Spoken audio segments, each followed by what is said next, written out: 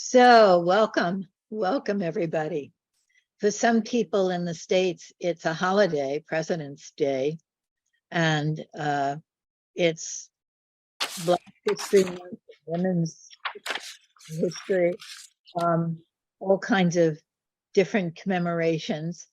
And there are probably different holidays that are happening in other parts of the world also. So we're very, very happy to greet you.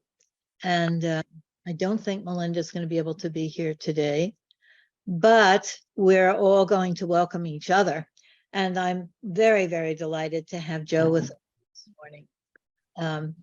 It's going to be a special treat. He's talking about one of my very favorite subjects.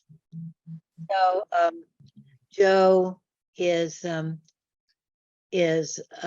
part of our community empowerment leadership group and made us the original website for the community empowerment group that Jim has refurbished and carried forward. And and Joe is very experienced and has just a beautiful aesthetic for technology. And you can see his recent trip behind him to the Antarctica, and he may say something about that. But Joe is a real inspiration for us and brings a lot of wisdom and passion to our work. I've known you for a long time now, Joe, originally from Joan Clagsburne's, when I would go and teach there in Boston. So welcome. There's a little introductory statement that Joe has, and you tell us when you're ready for that, and we'll have Katerina read it for us. Okay, I'm ready. I'm ready. Joe has been focusing for 15 years so I'm very honored to be here today. It's early in the morning. I'm on the west coast of Canada, and Joe is the president on the board of directors of the Bio-Spiritual Focusing Institute. Right. And he has been teaching there for 9 years as a master teacher, as well as spiritual director for 15 years, and the author of several books on grief, spirituality, and leaving a life legacy. Great. Well, thank you. Thank you. Well, I didn't know some of those things. Maybe you could put the names of the books in the chat for us. And at the end of the session, I'll put them in. That's great. I'm going to get them today. Yeah.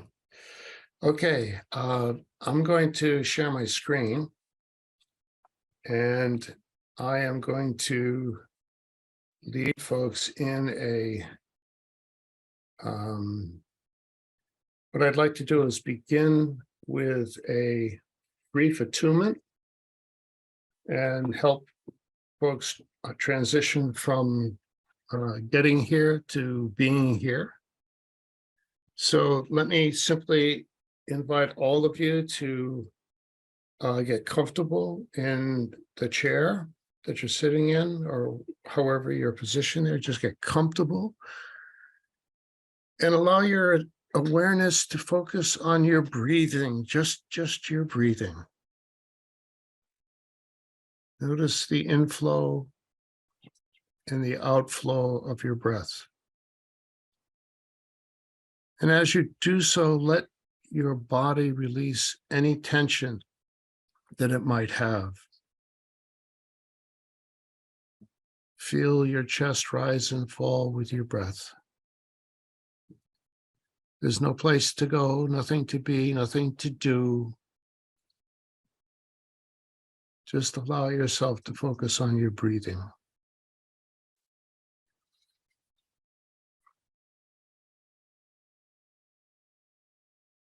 If thoughts come to mind, simply set them aside. Coming back again and again to your breath.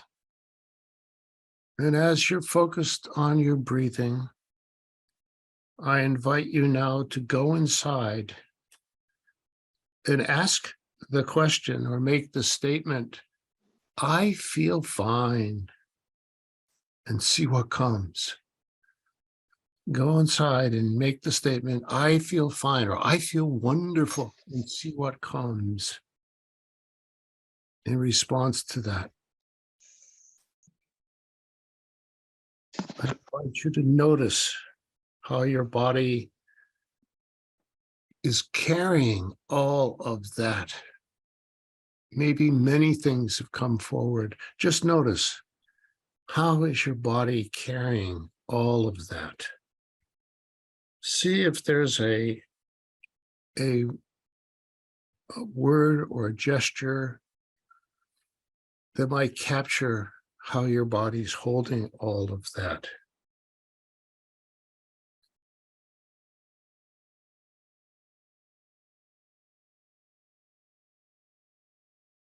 Again, checking to see what's the whole feel of that in your body.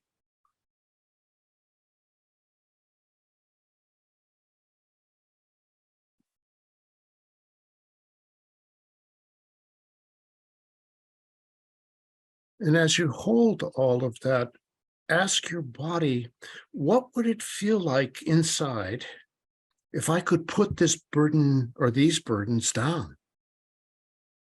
If I could release them, what would I feel like inside?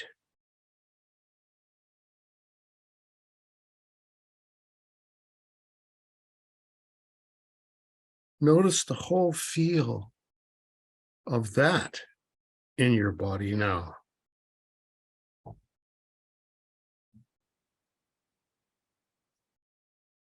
What would it feel like if I could put all of that down? If I could release all of that? What would be the sense of that? What would be the whole feel of that? Asking inside.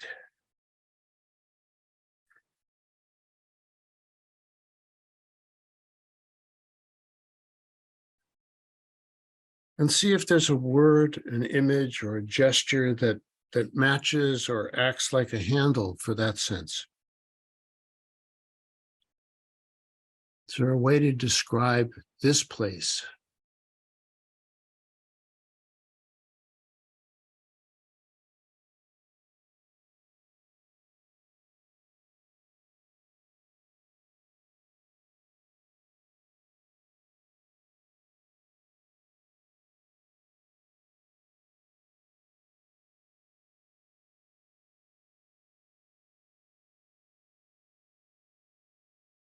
Now, not letting your mind answer the question first, ask inside, what's needed to have this freedom, or what might be for me a small step to have more of this in my life?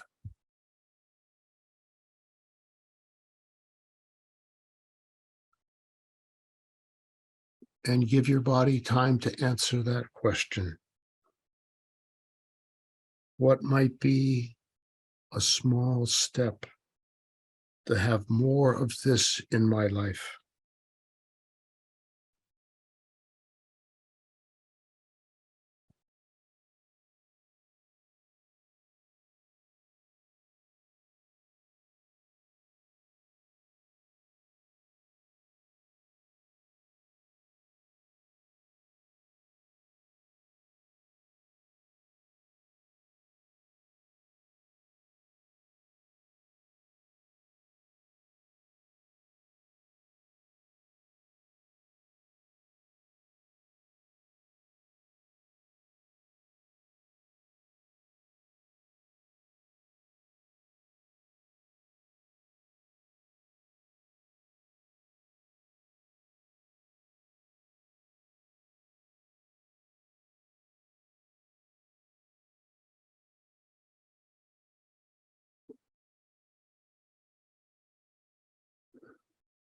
Take a few moments to welcome and to be grateful for what has come.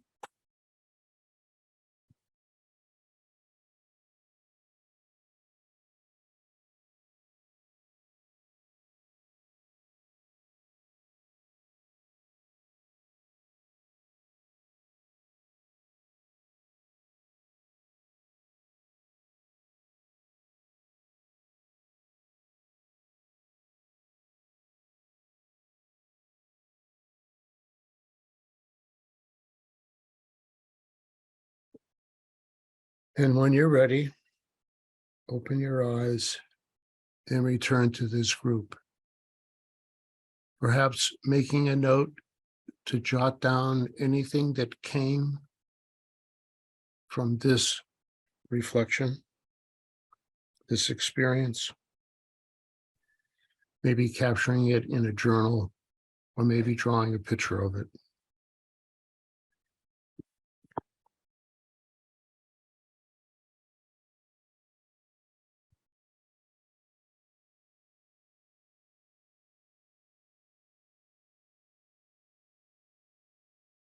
Okay, I think everyone's back, although I can't see anybody because I'm screen sharing here. So I'm going to continue with the presentation. And the presentation today is really an invitation to see and understand focusing from a wider perspective than just a therapeutic tool, seeing it much more than that. And I'm going to be taking a biospiritual approach to this, and I call it bringing a spiritual context, not the spiritual context, but a spiritual context within which to understand the dynamics of the focusing flow and the companion relationship. All right. So, and again, I'm emphasizing, you notice I've got the article A with quotation marks around it. I make that distinction because I'm not saying this is the spiritual context that you must have. I'm saying it is one of perhaps many, but it is an invitation to look at it from this perspective.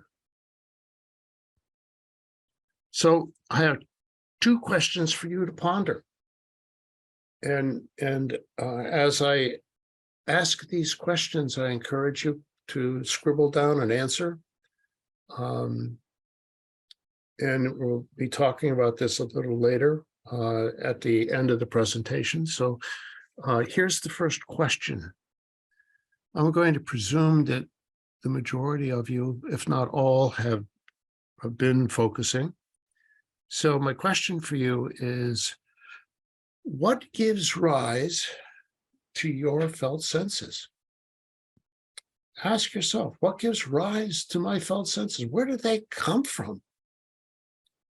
You know, I have my life experiences and my body responds to that. I get these felt senses. Where do they come from? Where do they come from? So take a minute just to think about that. Where would you say, if someone said to you, where do these felt senses come from? How do they originate? What gives rise? And then the second question is, what brings my felt shift? In other words, I have these felt senses and I interact with them, and then I get a felt shift. What makes that felt shift happen? What makes that felt shift happen? So take a few moments. Even if it's to write down, I don't know. It's a mystery. This is Jean's answer to the felt shift question. And let me explain the history behind this. Back in the early 70s, when Jean was beginning to spread his knowledge about focusing, he moved to New York City And it was there that Fathers Peter Campbell and Ed McMahon went to visit him because they had read his material and were really thrilled with what they read, but they needed to talk to him directly. And so they arrived at his apartment in New York City that he had just moved into. There were still crates on the floor. And they knocked on the door. Gene opens the door and he's stunned because there are these two priests with their Roman collars on standing at his doorway. Gene invites them in and he says to them, "Give me a few minutes just to get a felt sense." And he basically needed to clear a space because he was so surprised. And so they had a polite discussion for a little bit. And then Father Ed said, "Look, we really need just one question answered. And that one question is, does the felt sense cause the felt shift? Does the felt sense cause the felt shift?" And Gene thought for a little bit, and his reply was, "It's what you guys call grace," which is interesting. Grace means that it comes from the beyond. It comes from a source of love and caring to free up the spirit, to help this life move forward. So he said to them, "It's what you guys call grace." Now, it's interesting, in his first edition to his book, Focusing, Gene actually uses the word grace. But in the second edition and all subsequent editions, he changed the word to gift because he felt that if he used the word grace, he'd lose 50% of the folks who might be interested in learning focusing. And he was smart enough to do that. And that was a blessing in a lot of ways. So let me frame this context that I'm talking about.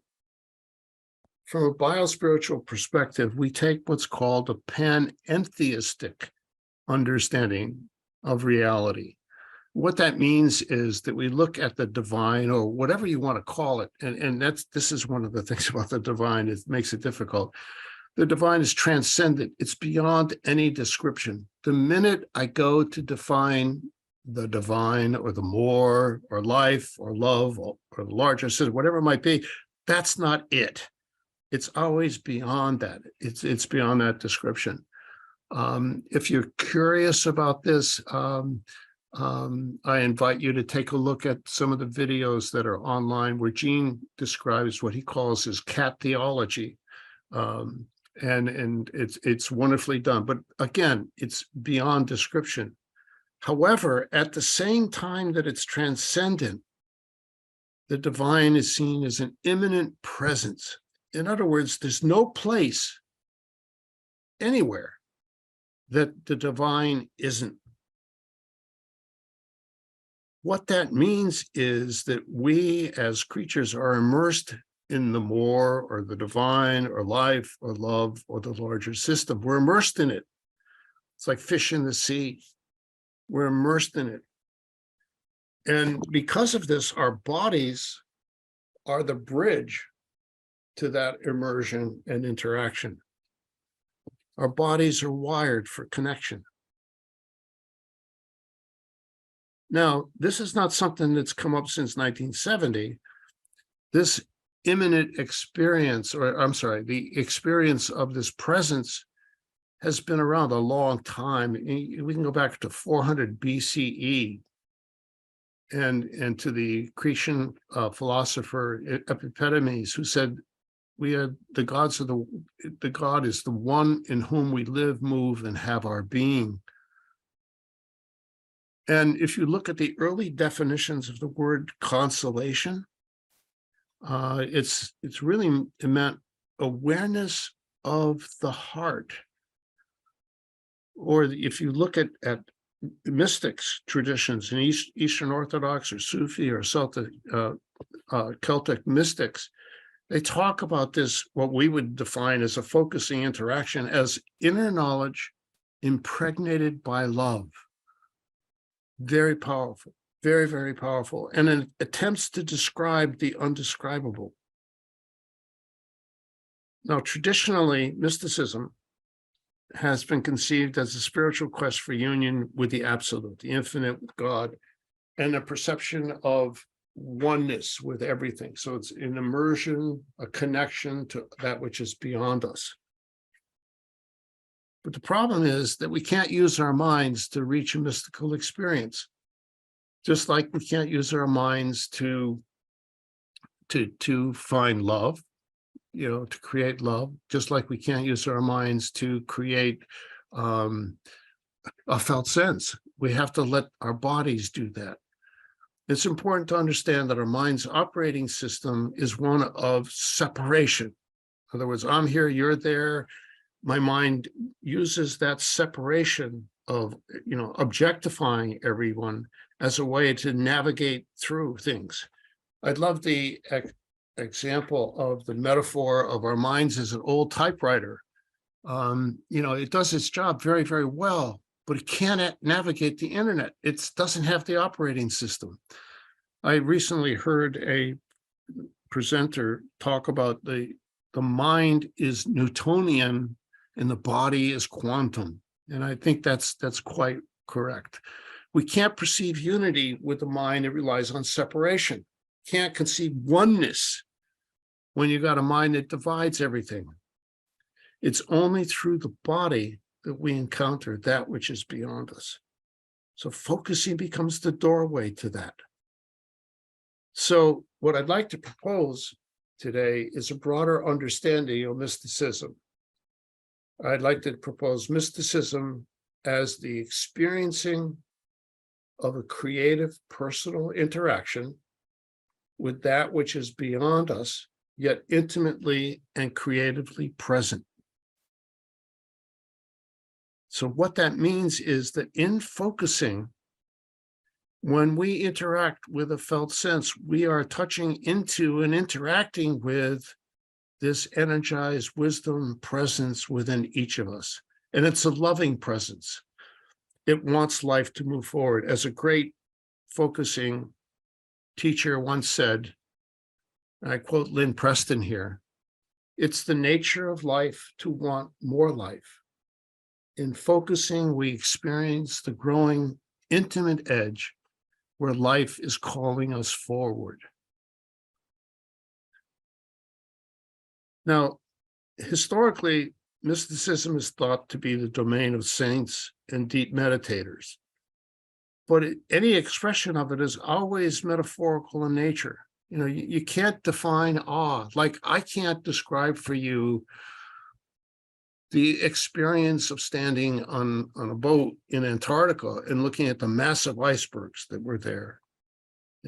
I can't do that. I can't explain the experience because my words aren't it the minute I say them. Mystical experiences are also not located in a unique place, time, object, or person. It's our interaction with an energized presence. And it's not a passive interaction because that interaction results in felt shifts.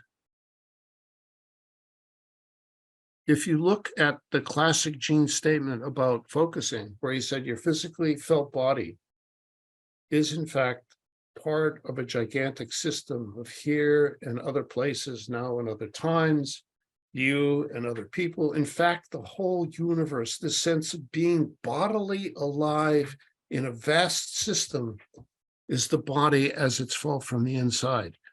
That, my friends, is a mystical moment. Now, what makes all of this happen, or makes it possible to happen, it's the context of what in biospirituality we would call a caring presence and embedded with self-compassion. A lot of folks will talk about a focusing attitude, which means that I apply something from my mind. I always add more to that. I say, no, this caring presence is a visceral caring. It's an in the gut caring of compassion and non-judgment. that enables that which is darkest and most fearful within us to transform into loving friends that contain the deepest insights into the forward movement, the spiritual growth, and the transformation of one's life. So if you think about it, the opportunity to have a balance between the cognitive and experiential aspects of one's spirituality. And I define spirituality as where you ground yourself in terms of your interaction with the more. Essentially, I'm talking about a whole body spirituality. And I see focusing as a potential holy ground, or what some folks would call a thin place. But ultimately, to quote Father Ed, we're looking, when we do focusing, we're talking about mysticism for the millions. It's a global spirituality through focusing, because it is capability that people all over the world have. Now, this interaction, this focusing interaction, to really find another ground from which to see, a solid ground from which to step, and from which to speak again in a different way, a clear, rested, and embodied voice. This is a mystical interaction. Now, years ago, my teenage daughter was killed in an automobile accident, and I was torn with grief. I don't think there's a deeper grief in one's life, except perhaps for the loss of a spouse, but in particular, the loss of a child is huge. And for more than a year, I struggled. And asking myself the question, what do I do with this grief? I'm a guy. I fix things. And I struggled with that for more than a year. And it was impacting my life, my decision-making, my relationship with my friends, my wife, my work was impacting me. And I knew that I had to do something. So one day I sat down and I actually did some focusing. And I allowed myself to go inside and hold the felt sense of all that my grief had. And as I did that, as I held that, eventually what came was a memory of my last minutes with my daughter, where I kissed her and hugged her and told her that I loved her, that she was special in my life. And as I held that image, there were two felt shifts that came. The first felt shift was an understanding that my grief was going to be forever. Because I realized at that point that it was my love for my daughter that was giving my grief all of its energy. So as long as my love for my daughter remained, I would grieve her loss. But at the same time, a more powerful felt shift came, in that I realized that for more than a year, I had been asking the wrong question. Instead of asking, what do I do with this grief? I could now ask, what do I do with this love? Whereas there is no answer to the what can I do with this grief, or how can I fix it? There are a lot of answers to what do I do with this love? What can I do with this love? And there are a lot of answers to that. Now, that as a experience of grace, of interaction between myself, felt sense, evolving into a felt shift, that's an experience, a mystical moment arising out of grief. You know, people think mystics is all joy and happiness and everything else, but certainly that gave me a place to stand so that my life could move forward, so that the grief could remain, but my life could move forward. So it becomes very, very powerful. So how does focusing help spiritual development? From my point of view, it supports the habit of noticing and nurturing the body's role, this connection that it offers. It provides access to the felt senses that lead me to interact with the wisdom within me. And as a result, it also, in addition to providing the felt shifts, also fosters a passive, how I listen, and active, how I respond with compassion in all of my relationships. So it's not just a personal thing, it flows out to my interactions with everyone else. And so from a biospiritual perspective, the habit of felt sensing becomes a mystical practice. So as a biospiritual advocate, we ritualize our daily focusing. In the morning, midday, evening, we pause. Or at particular moments, if we become aware of a felt sense during the day, we pause. And we ask the question, what in my body wants my caring awareness right now? And we go through the biospiritual flow of noticing what's there, being with the felt sense with caring presence, and nurturing what comes. And going through the focusing process in that way. Now, it's a practice, not a perfect. We don't do this, I don't do it every day, and there are times I miss.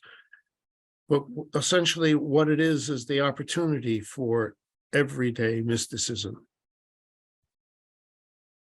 Father Ed's quote here, accessing the divine. It's a change in perspective, habit, and experience centers upon the presence of our God appearing not as some object of awareness, but as a graced presence unfolding from within our interacting relationships with life.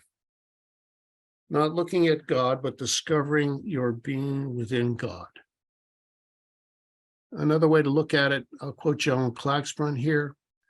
I see spirituality as a state of consciousness, a way of seeing the world that provides a sense of unity and consolation. It is that realm of the timeless that can spontaneously inspire us, comfort us, release us, heal us, fill us with awe, peace, and joy. It is a state of being in which we are seamlessly joined to a larger, interconnected field that is, in that moment, palpable and alive. A spiritual awareness gives meaning to our lives, validating our existence. That, my friends, is a mystical experience. So with that, I'm going to stop at this point. I've talked too much already. So let's open it up for questions or reflections or comments or whatever you'd like to share at this point or discuss among yourselves. Well, Joe, I guess I'll start. This is an essay, and I want to thank you for your presentation. It was very heartfelt. And I started to think of the first time I bumped into that book, the Biospirituality book by Peter. I think it was written in 1997. Yes. It was Beyond Gemlin. It was one of the first books that I read. And I had a deep connection to that book. So when I saw you were presenting, it was like, I don't know. It brought some, when you said for us to think about, you said something that really resonated with me. When I woke up this morning, I had a sense of gratitude, and I started to reflect on where this beautiful, grounded gratitude flow was coming from. And I connected it to this movie I watched last night, which is not a movie of joy. It's about Alzheimer's, actually. It's called Still Alice. Oh, yes. But it was so beautifully presented in all its pain that it gave me a profound understanding. My stepmom passed away because of Alzheimer's, so I loved her deeply, and I always treated her as if she was still herself. talking about things until they couldn't be. But to watch Still Alice, it kind of brought me to a place of strange calmness. It was very interesting, and I'm still trying to process that. Something that you asked us maybe made me write that sense of gratitude that I felt over something that was not so calming, but you can't understand you can never understand what shifts something in you. You know, things happen, they sudden shift, and you're like, whoa, I'm shifting over that. How can that be? So I've been trying to ponder on it. So your presentation is so coincidental to me. Yeah, in biospirituality, we call that the felt shift the physical experience of grace. It's like, whoa, where did that come from? Where did that come from? So that's very powerful.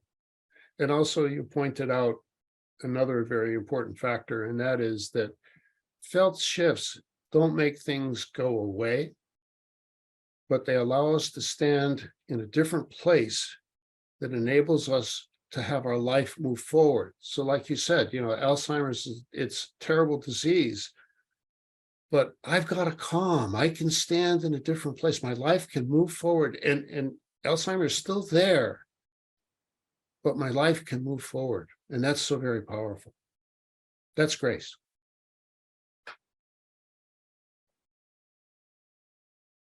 Hi, I'm Steph. Hi, Joe. Hi, Steph. Thank you so much. This really brought up a lot for me because my dad introduced me to meditation when I was 8 years old, and I didn't realize that I was using it to run away from unbearable reality. And I ended up going to India on a spiritual path, having children, going through the whole thing until I hit a wall, like a major wall, and then ended up in recovery. And so here I am with this immense pain, but also these tools that I received. And I didn't realize that starting 25 years ago, I started focusing because I was using that spiritual presence that I had built up as sort of a soft place to fall for what was coming up within me. And so as you're speaking, this is what I'm reminded of. And then my good friend Lenore sort of introduced me to this a few years ago, and I'm like, oh my God, this is what I was doing. And I didn't even know it was focusing. So you so beautifully articulated it. I'm so grateful for this. Thank you. Thank you. Joe, this is BJ. Golly, first, thank you so much for the presentation with words on a slideshow that we can go back and look at. Almost always when I get a presentation from you about things that we can talk about, your sentences, your selection of materials, it is so dense and so thorough, and just it reminds me of Handel talking about the Messiah, that he just opened his heart and it all poured in all at once. Well, it all may pour in all at once, but it takes a hell of a long time to get it into words and write it down. So first of all, I just want to thank you for that, and to say the words are stultifying, stopping, stymieing, because I'm trying to get the words in my mind, and somehow that shifts me away from that experience of awe that you talk about. And what came to me just now, the thing I want to share, is in the same spirit of the early church, the notion of Lectio Divina.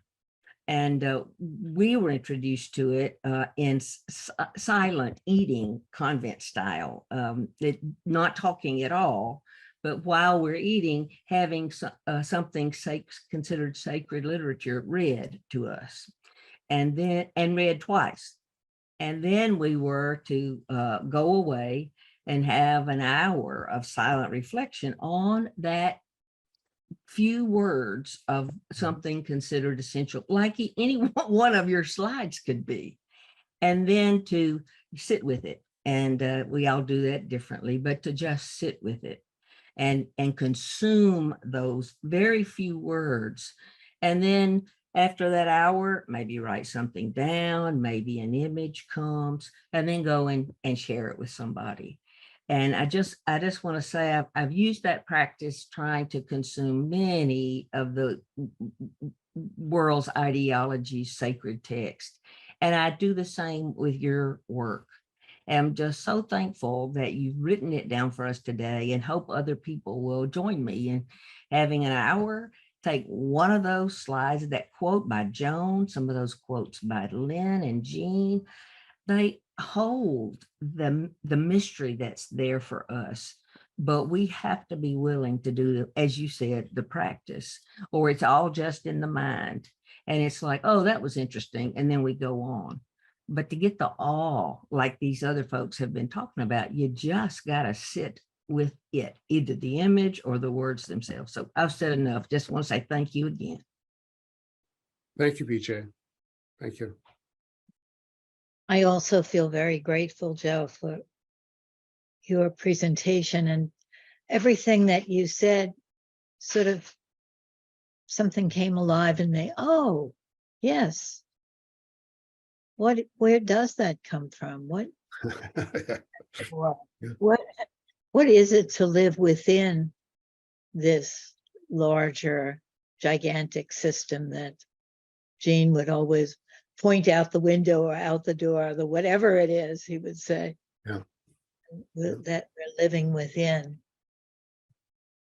And I think it will be a long time that I'll just sort of go back to different things that you've said and nourish myself with them.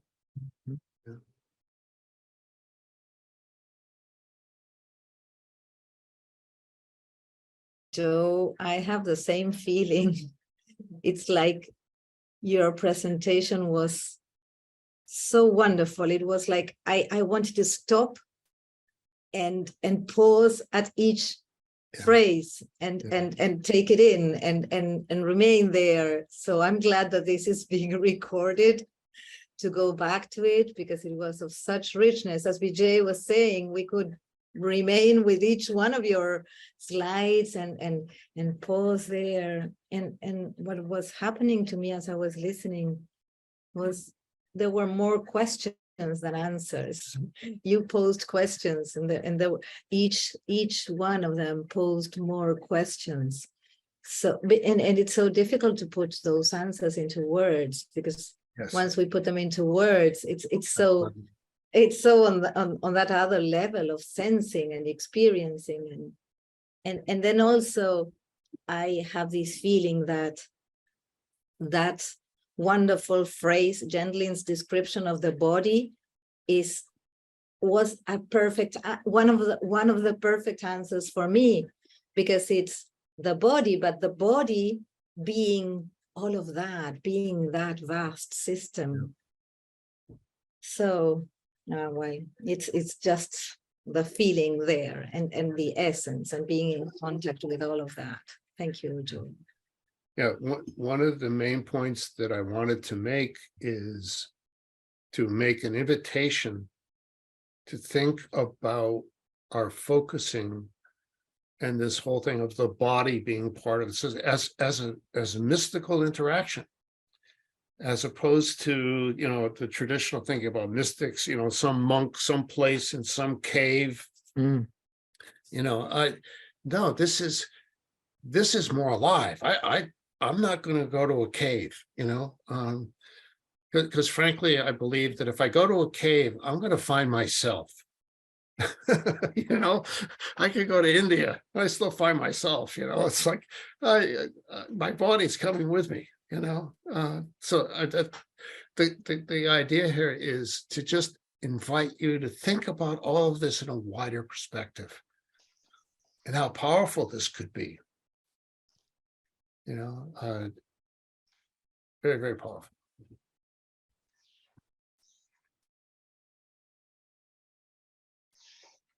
Hi, Joe. Hi, Here we Paul. are. Hi.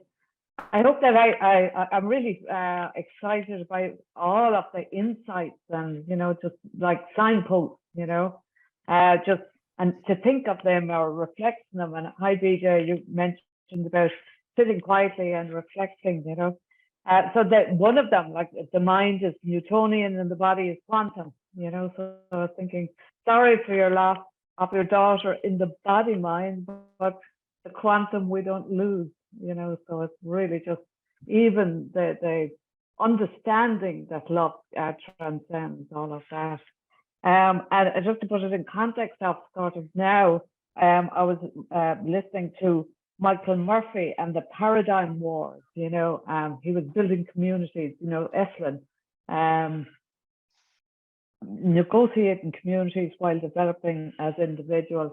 So again, it's like that felt sense of was having courage to trust our word, our voice. I had some idea that we have an awful prejudice against being human. Really, the ultimate, and that we can't really know ourselves, which might be the mystical God, without actually hearing our voice. And I think that's the thing in focusing, is the self-sense of putting into words or making explicit what is implicit. So so grateful for that, and the treat that we might have it on slides after. So really grateful. Thank you. You're welcome. So, Joe, you spoke of mysticism in everyday life, and the everyday is like everyone, every person, every being, every project. In 2011, I was assisting Father Peter Campbell at the International Focusing Conference. So I carried his coat, I carried his book, and he was there greeting everyone. So there was a kind of synergy, might be the name. Everyone in that great big hall was vibrant, and it was like a big painting, almost like your sky and ocean behind you. Before we go into breakout rooms, I have a little breakout exercise. I'd like to just make a comment based on some of the things I heard shared here over the past few minutes. I do a lot of work in interfaith relations, trying to help folks in different denominations, different religions, different traditions to talk to one another. And one of the greatest struggles for me is to work with all of these folks in the current paradigm of interfaith relationships, which means we talk to one another, we discuss our similarities, we discuss our differences. And it's all in here, it's all up in the head. And what I really try to do when I can is introduce this concept of focusing, because focusing is non-denominational, it's non-traditional, it's not, it's a capacity that we all have. And it's the one thing that can unify us. And as we encounter that which is beyond us, we try to articulate that, and that articulation over time takes the form of religions or traditions or practices, whatever it might take. That it takes that form, and of course there's many different ways to try to define this, but it's all head stuff. It's where the real unity is, and it's there. We all carry it, is in the body. And fundamentally, it's all part of believing in the abundance of life, and I think that's so powerful. Welcome back, everybody. Sorry, I forgot that I was muted there. So let's take a couple of breaths together and just see what wants to be shared.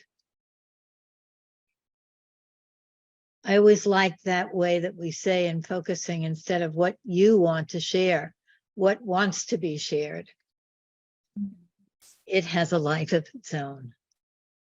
I want to share what I shared. I mean, not anyhow. All those words that are like coming into like. Okay, just take a moment. So yes, I want to share the crux of the shift for me in this moment of awe that I described was my two lovely caring persons in my breakout room. It's like this grieving grief, grieving pain, from grieving pain, someone very close to me that died recently, to releasing grief, to a grief that has a letting go in it, a grief that has some peace in it. The grief is there, but it's not gripping and grasping, and I'm not grasping at that person or at that them not being there, and or that I'm not lose all the losses. So thank you for this moment. Thank you.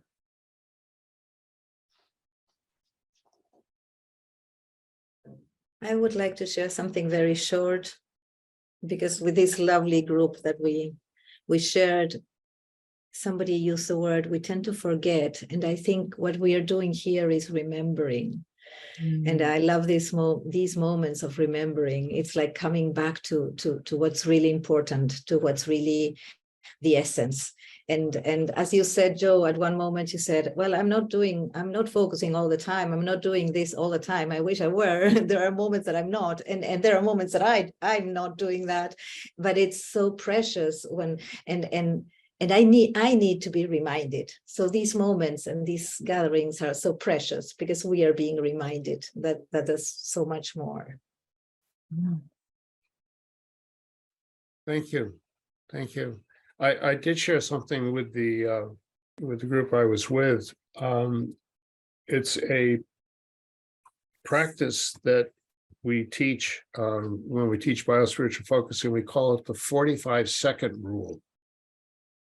And essentially what it is that if you're companioning a focuser and the focuser experiences a felt shift, you invite the focuser to savor the felt shift, to stay with the felt shift for more than 45 seconds. And the reason for that is that the neuroscientists tell us that negative experiences go into long-term memory immediately. Positive experiences go into short-term memory. So we forget them very quickly. So if I said, what was a good thing that happened 2 weeks ago? It's very hard to tell me what that was. But if I said, tell me a terrible thing that happened 2 weeks ago, you could probably tell me.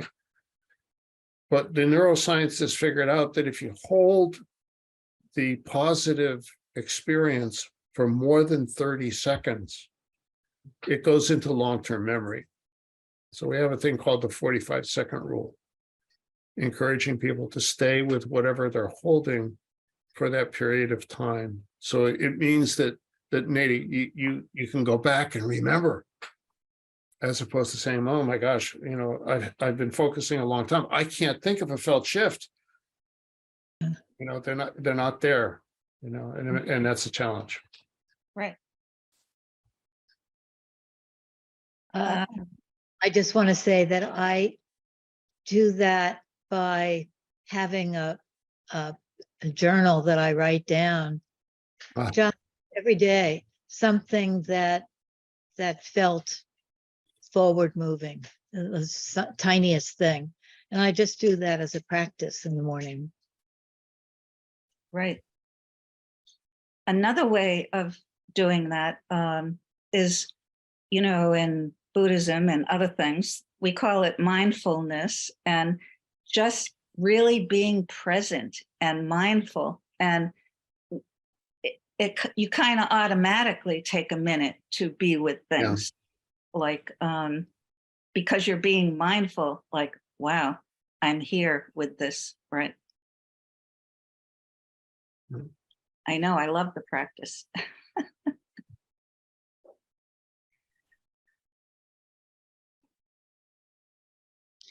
Joe, thanks very much. This was really a beautiful time. And the word that I'm taking away from today about the felt shift is redemptive. Your beautiful sharing of that focusing experience brought that word so strongly, and yeah, it really fits for some focusing experiences I've had. And it feels like a good word to think about the felt shift, its potential. Thank you. Would you say what that word means to you? Because it's a word that has a lot of mystery about it. Some people find it troublesome. Some people find it beautiful and renewable. And I wanted to know what it means to you. Oh, I love that word.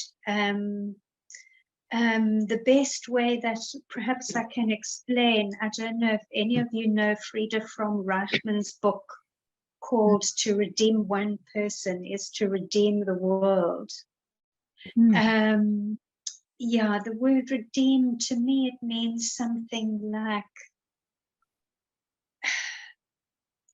have something good to go forward with, to kind of unearth the best that there is to unearth, and to have that carry you forth. So for me, redemptive is a very it's a kind of experience I want to have. It's like salvaging or saving. Saving is the word that came up for me. Yes. That's the word Like that came people up. who dive on ancient shipwrecks and you know, retrieve and salvage precious treasures. Yeah, that's kind of what it evokes for me. Right. Thank you. But the other thing that comes up for me is it's not about necessarily changing. Like when you bring up salvage, for instance, you appreciate it as it is. So just being there to see the worth, right? Not necessarily change, I think, right? To see the worth. I like that. Pam, I'd like to say what came in me as you were speaking. I could see something in the natural world, an acorn or a seed, or me is something like in an egg. And as you were talking, it was like, or a dragonfly under the water and then changing it above the water. It was like not changing into something different, but opening further, the way things in the natural world just open, and there's more and there's more and there's more. I really felt that in your words about redemption. Beautiful. Thank you. That's lovely. That's good to hear you say that. It's like a lovely kind of reflection.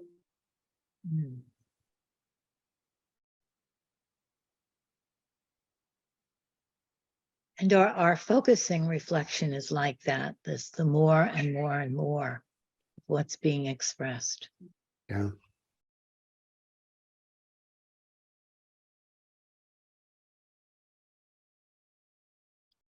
Okay, I think it's time for Dorothy's poem. Okay. So thank you so very much. Thank you, Joe. Right, thank you. So,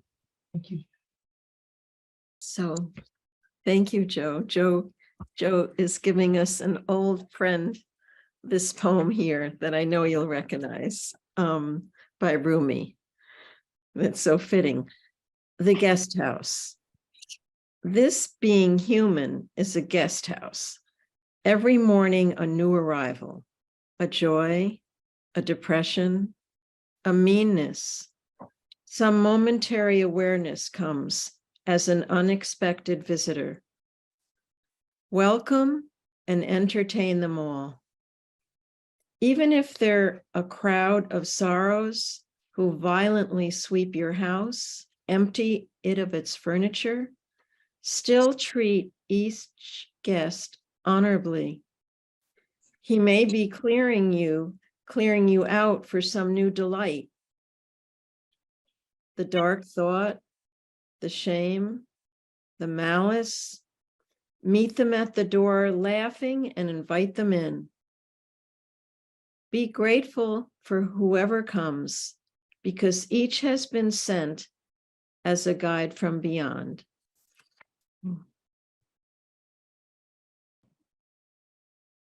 Thank you so much, Dorothy. It certainly speaks to everything that we've been reflecting on this morning. So hope you have a wonderful week. We're going to hear from Charlotte next Monday. And for those of you who have the day off today, enjoy it very much, and we'll see you next week.